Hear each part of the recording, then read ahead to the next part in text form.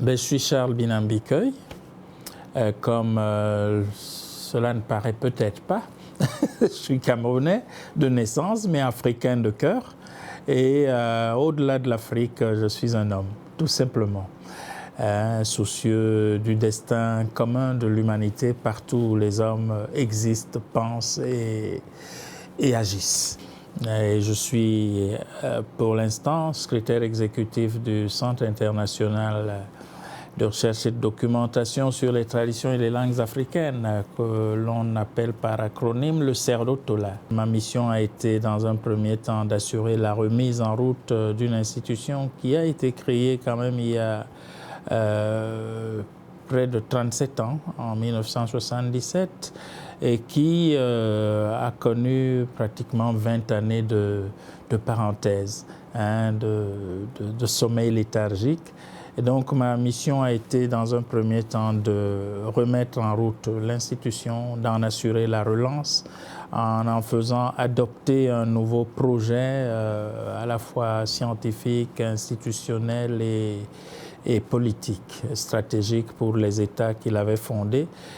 Et puis après, en l'ouvrant au-delà du territoire des États de l'Afrique centrale qu'il avait créé au départ comme organisation intergouvernementale, en l'ouvrant à tout ce qui est comme spéculation et spécification concernant le monde africain, en Afrique continentale et en diaspora. Le CERDO-TOLA, c'est d'abord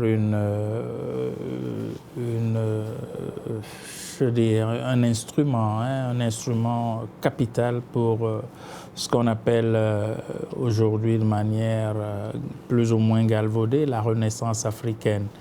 Mais on va au-delà des concepts galvaudés.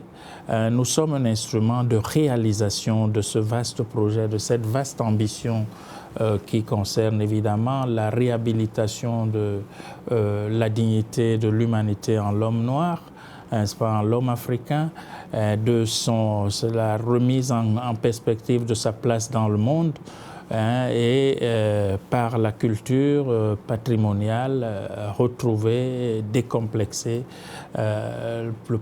positionner l'Afrique, n'est-ce pas, dans le débat global en assurant la compétitivité à la fois de ces hommes et de ces femmes, mais aussi de ces cultures. Le CERDO-TOLA, vu dans l'angle de la traduction pratique et pragmatique de cette vaste ambition, c'est d'abord une meilleure redéfinition du rapport à l'histoire, le rapport à l'histoire de l'homme africain, n'est-ce pas, qui n'est pas entré dans l'histoire avec la période coloniale ou post-coloniale, qui est dans l'histoire depuis que l'Afrique, jusqu'à preuve du contraire, est réputée être berceau de l'humanité.